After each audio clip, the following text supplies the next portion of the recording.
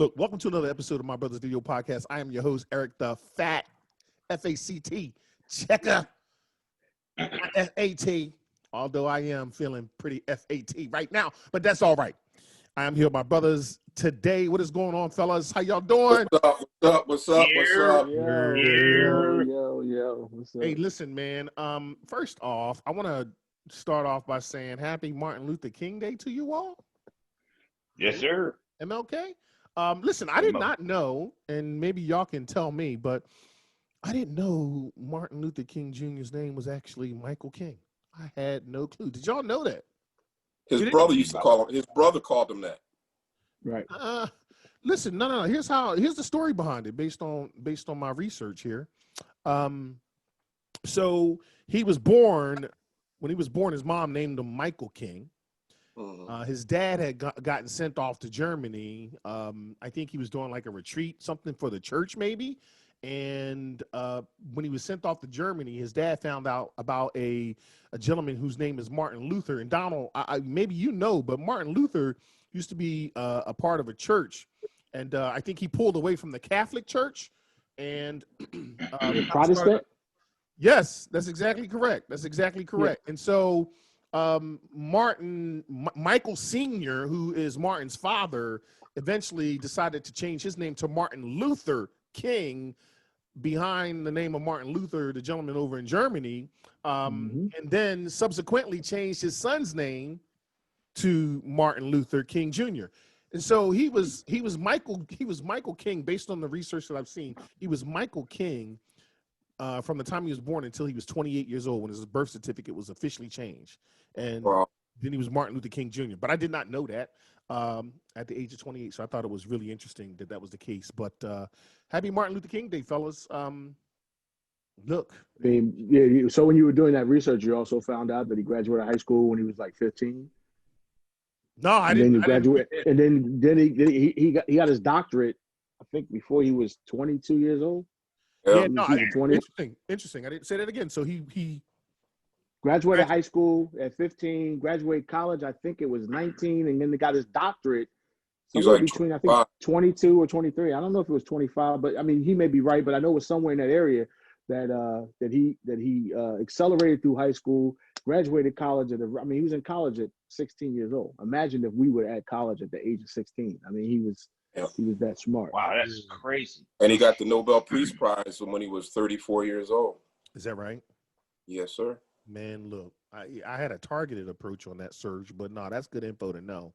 Unfortunately, the bad piece of this information is that ain't shit changed. Shit is still the same back then that it is now. Ain't nothing changed. And so that leads me to my next topic. One Night in Miami. Oh yeah. B. Waller and Doc, did y'all check it out? No. I was watching it. Nigga, just say no. Just say you did. No. Just say you didn't do it. No. I watched it. I tried to get in it, and my wife can attest to it, because when they were in the hotel room, went back and forth outside, when Malcolm X went to the telephone booth just to say, I watched it. Okay. It was, to me, I'm not used to dialogue in one area, and it was just too much dialogue in this one room, and I just really couldn't get into it. It was actually the content of the conversation of B. If you would have gave it a chance, man, it wasn't the fact that the room that was in. If you would have listened to the volume of the content and the conversation spoke volumes.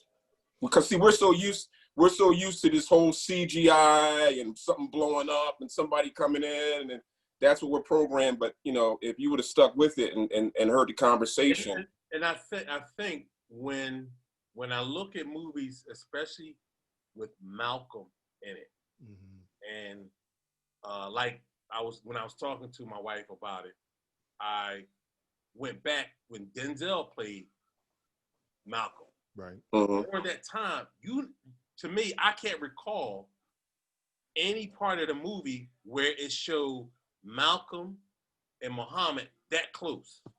Also, I definitely get what you're saying, the dialogue and stuff like that. But I was trying to get in, and I just couldn't. So remember, the movie was based on primarily Malcolm's rise and his fall through the Nation of Islam. That was the focus. But if you were to just take a step back, right, and think about the medium that we have with all of us right now in the podcast, and put ourselves in that situation historically. Got you. Jim Brown, basically, he went to a house, and he's Jim Brown, and he's got all this love. But the man goes, well, we don't let niggers in the house. So no matter how great of a football player he was, they still, that racism part, right? Right. Sam Cooke was at the Copa. Historically, right? That was his dream. No matter how great a sound he has, they were not interested because of the color of his skin. So of course, Malcolm being the Malcolm, and my only hiccup in the movie is that everybody that I see playing Malcolm outside of Denzel doesn't do it for me. So I know. I agree with you. And I said so that. So I have to change my mindset, right? And I say, okay, this is not that movie. It's just, and then the Sam Cooke. I grew up on Sam Cooke. My grandfather had the 45, the albums. I got his collection in my iTunes. So listening to the dynamics of those entertainers, you had a sports entertainer, two sports singer, and then you had an activist, right? Think about that historically, compared to what they were talking about then, compared to now, as the fact checker pointed out, nothing's really actually changed. That same scene we just recently as a group just talked about that. Right. So no matter how we are perceived, no matter how much money you have, no matter what industry you in, no matter how many degrees you have, America is still going to look at you. Sorry, Edwin, but America is still going to look at you like nigga. They still going to look at you in that regard, and not nigga with an A, but nigger with the ER. So for me, when he said watch it, I had the same thoughts that you had. But I kept thinking, like, man, this is us. Okay. I want to add to that, right? I went to I'm gonna put a different spin on it. So I had first, when I started going to church out here in San Diego, I loved to go because of the pastor. Like, I love to go to the church, and I love to hear the pastor speak. And when the pastor didn't show up, it was like, damn, this is just, it felt average, right? And someone once told me, I was talking to a coworker, and he's like, listen, man, it ain't all about the pastor, it's about the message. And I was like, damn. That's a valid point. It's not about the pastor, it's about the message. And so when you watch this movie, and it sounds like, Donald, you've acknowledged this, it's not necessarily about Malcolm, it's about his story. And I love the actor who played Malcolm. I love the actor who played Muhammad Ali. And, the perspective of it when you think about this, right? When you think about the movie itself, for me, I told my wife, I was like, wow, this is only as I watched the movie, I said, I was so engrossed in it. And it was only like a few scenes that they really shot in different spaces, but it was all in one space. But I was so engrossed because of the message. And so I would strongly urge that you sit back and check out the movie, because it shocked me. It was a really good message. I think Regina King did an incredible job. She's a good actress. She's a good actress. Yeah, she directed it though, Doc. And now she's a director. And she directed. She wasn't in it and knocked it out of the box. And so, I have to say that when I think about the movie itself, I didn't know Sam Cooke's journey, and so it gave me an opportunity to think more about Sam Cooke. I even talked to Old Soul, and he pointed me in a direction about Sam Cooke. I asked him, is there a movie out there on Sam Cooke? And he pointed me in a direction. We'll talk about that next. But think about Jim Brown stepping up to this house, the plantation house. The gentleman calls him to the house, and to Donald's point, he was like, "Oh, I'll come in and help." He's like, "Well, we don't let niggas in the house."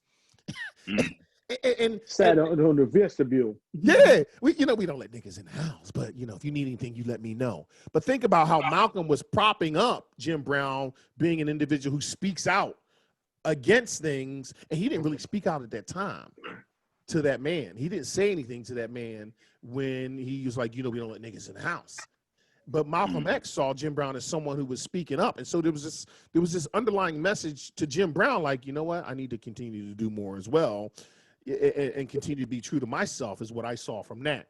And then the Sam Cooke thing, man, it's amazing. You think about Sam Cooke and then just the power he had. I didn't think about this. And Sam was like, listen, I'm not going to get into the details of it because Doc and Ball, I think y'all need to watch it. I don't want to, tell you too much of the story, but if you take time to really just think about the message and the challenges they were going through in the times back then and how it's impacting us now, dude, I cried at the end when Sam Cooke sang the song, right? I had some tears in my eyes. Like, he's going to come. I was like, damn.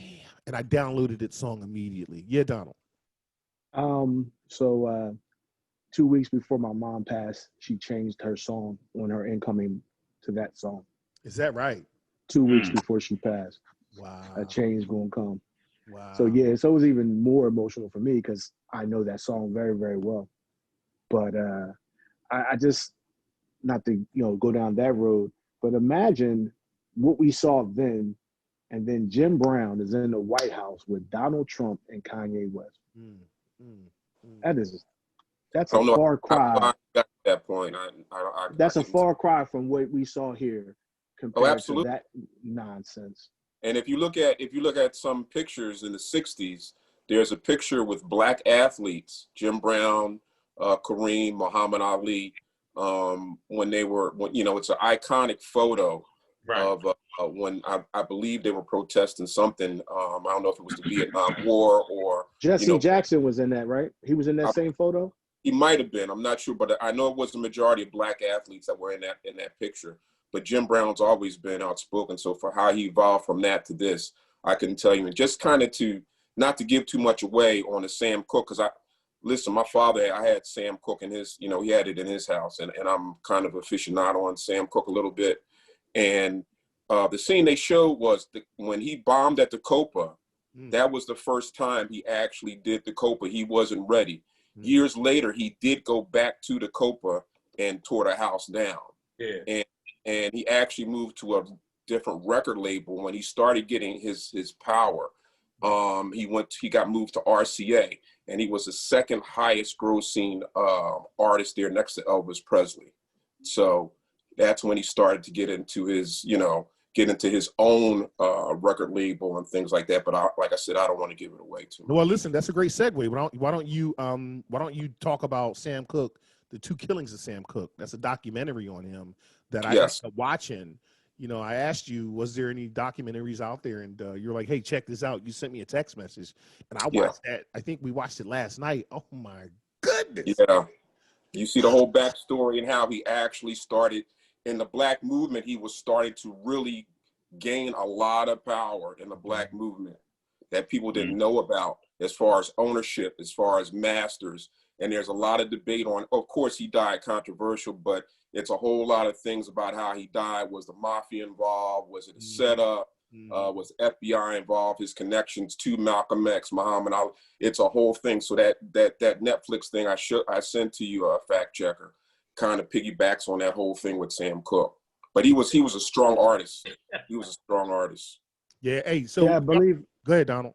I believe that Prince, in one of his interviews, talked about Sam Cooke and him owning his own masters. And that's what got Prince into saying, well, listen, you can have my name. And then remember when he just became a symbol and he had to wait out that time period. I think he waited 2 years before he could get his masters. And that was a direct correlation to what Sam Cooke had experienced. I don't know if he watched the same documentary, but he referenced Sam Cooke as one of the artists that he wanted to follow as far as owning, play what you want to play, producing your own music, all that good stuff. So there was only a few artists of the time that owned their masters. He was one of them, and I believe Ray Charles also owned his masters as well. And that's incredible. Yeah, and a lot of black artists of the day didn't know. They thought that once they got a Cadillac and this, that, and the other, they were good. They didn't know the value. They didn't know the long-standing game, but those guys did. So, the one thing I wanted to point out about the Sam Cooke documentary was that what it brought to light for me was that I didn't know Sam Cooke died shortly after Malcolm X, right? Maybe within the same year or within a year's time. Yeah, 64, 65, somewhere around there. Yeah. And the big question was, I mean, there could be a number of reasons why, because he was getting too much power. So was it the mafia? Was it the FBI? Right, because of him having power. It made me think like, damn, the FBI back then were definitely, checking out Malcolm, and obviously they were checking out Sam Cooke because Sam Cooke was connected with Malcolm in some way. And so it just, man, if you ain't seen it, you got to check out the movie Sam Cooke, the two killings of Sam Cooke, which was freaking incredible. I strongly recommend y'all check it out, man, because it's a good educational thing for just us as black people to know some of our history. You don't know until you know. And I get in these moods where I'm like, I just want to watch documentaries. You know what I mean? And you sit there and you just take that information in. And it was amazing.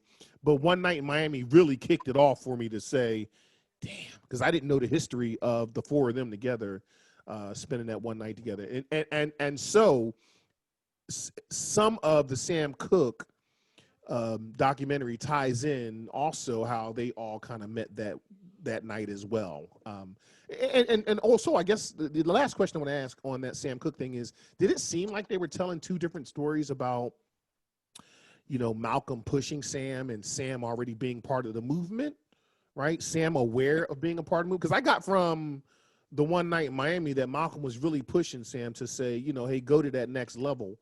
Or excuse me, you can do so much more. Yeah. He was behind he didn't say that.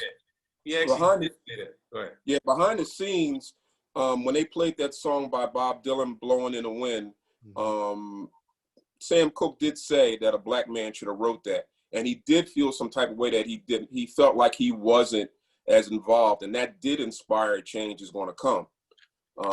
So right then and there, I can see that as far as Malcolm saying, "Look, man, you need to do more. You need to do more." And Sam Cooke at that point was trying to prove a point to Malcolm financially, as far as the dollar. I'm doing things economically.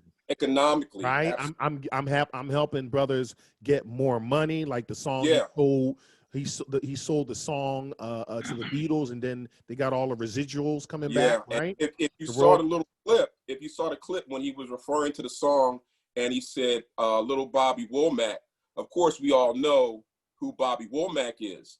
And kind of to fast forward it, not to put any kind of controversy, after Sam Cooke got killed, Bobby Womack ended up marrying Sam Cooke's ex-wife. Is that right? I didn't know that. Yeah. So, but that, like I said, it's all wrapped up in the whole thing. So, my brothers, video podcast.